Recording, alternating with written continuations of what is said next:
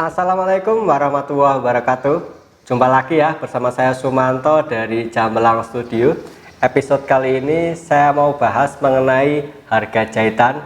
Gimana sih cara kita menaikkannya ya? Jadi buat teman-teman yang mungkin sudah sering mengalami jahitan orderan banyak, tapi kita pusing sendiri, kita nggak bisa naikin harga, mau naikin nggak enak sama pelanggan ya. Sebenarnya itu menurut saya gini.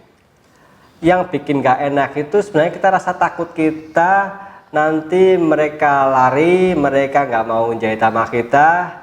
Nah, kita nanti bisa mengalami kerugian, kita nggak laku. Sebenarnya itu bukannya karena nggak enak, sebenarnya kita nggak berani. Jujur kan seperti itu. Oke, jadi saya mau bahas triknya. Oh ya, jadi saya nggak akan ngitung harga yang pas itu berapa ya. Silahkan teman-teman bisa hitung sendiri. Atau saya sudah pernah bahas mengenai harga jahitan yang pas gitu berapa ya. Kita bisa nyontek harga kompetitor gitu. Nah itu saya nggak akan bahas itu. Tapi saya akan lebih bahas ke cara menaikin harganya. Nah ada waktu-waktu tertentu. Biasanya kalau musim lebaran gitu ya. Itu kalau musim anak sekolah baru mau masuk itu biasanya jahitan itu numpuk banyak. Nah itu menurut saya itu timing yang tepat untuk menaikkan harga, tapi jangan buru-buru. Kalau buat teman-teman yang baru pemula, misalkan baru buka usaha, merintis usaha dan belum punya langganan banyak, itu saran saya jangan naikkan harga dulu.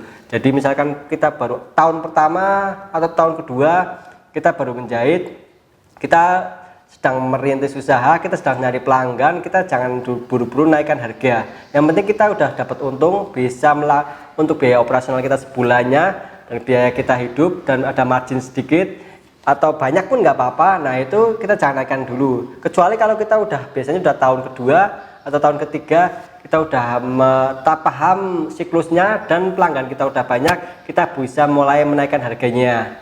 Nah caranya bagaimana?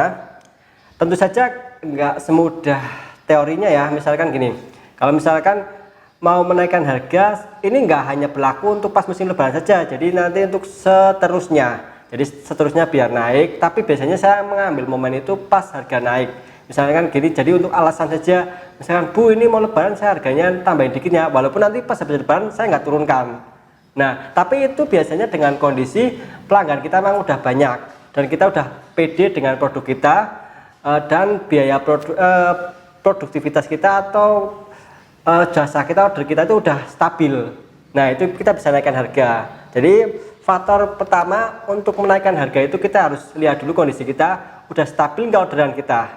Nah kalau udah stabil ada dua cara sebenarnya. Misalkan nggak perlu naikkan harga supaya untung kita maksimal. Tujuan utama kan bukan harga yang naik, untung yang maksimal kan.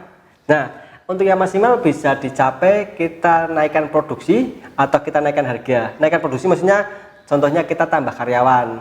Nah itu bisa jadi opsi. Tapi kalau itu misalkan pengalaman saya nggak semudah itu ya. Kalau kita nambah karyawan kadang-kadang untuk awal-awal mungkin bisa untuk nambah karyawan 1-2, tapi seterusnya kalau udah kebanyakan kita juga kan nggak ngeri juga. Kalau misalkan habis lebaran orderan sedikit, nah itu karyawan kita juga kasihan. Tapi saya mau fokus bagaimana cara menaikin harganya. Bagaimana cara kita ngomong ke pelanggannya, ya itu yang jadi fokus kita di tema video kita kali ini. Caranya kalau menurut saya gini, pelanggan itu kita harus pilah-pilah segmen pasarnya.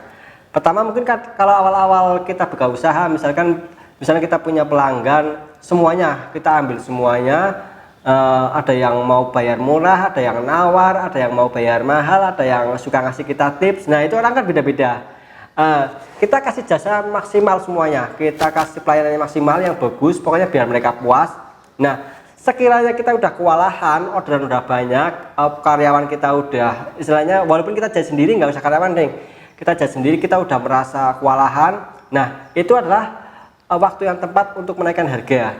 Seperti saya bilang tadi, momennya boleh diambil pas mau naik, misalkan lebaran sekolah, lebaran atau pas mau masuk sekolah, itu bisa dijadikan momen. Kenapa demikian? Biasanya kalau kita menaikkan harga bukan pas momennya, takutnya pelanggan itu nggak nyamannya gini, nggak mau. Kadang-kadang pelanggan kalau kita pas momen naikin lebaran, kita naikin, penjahit lain pun biasanya naik. Nah kalau kita naikin harga pas harga momen naik, misalkan mau lebaran atau pas bulan puasa, pelanggan juga ngerti kebutuhan kita banyak. Nah itu jadi nggak berasa naik harganya seperti itu. Nah tapi kadang-kadang ada yang keberatan. Kalau yang keberatan gimana Mas? Nah makanya kita harus sudah analisa orderan kita gimana sih, udah stabil belum. Kalau udah stabil, jadi kita bisa istilahnya eliminasi. Nggak semua pelanggan itu mau bayar mahal kita, jadi nggak maunya mereka murah, kualitasnya bagus. Yang penting kita jangan turunkan kualitas, jadi kualitas tetap dijaga, kalau perlu ditingkatkan ya.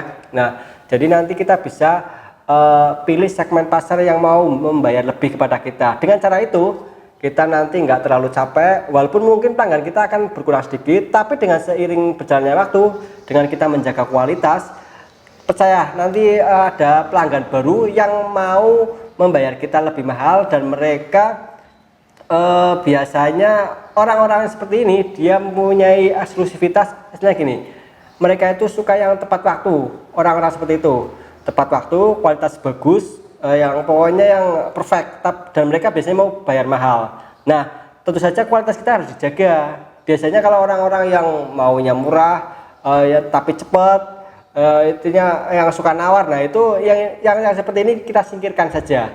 Jadi kita fokus ke yang pelanggan yang bagus. Nah tetapi tentu saja kita harus lihat juga kemampuan kita. Kalau teman-teman misalkan pengen yang bagus, kita harus juga memberikan yang bagus kepada pelanggan kita. Nantinya kita akan bertemu dengan segmen pasar yang cocok dengan kita.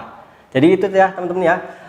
Ingat, kalau kita ingin menaikkan harga, kita harus lihat kondisi kita juga, lihat orderan udah lancar apa belum, kemudian kita lihat kualitas kita. Kita bisa bandingkan dengan kemampuan penjahit lain. Oke, jadi kalau mau naikkan harga gimana? Mau nggak mau kita harus naikkan skill kita, kemampuan kita.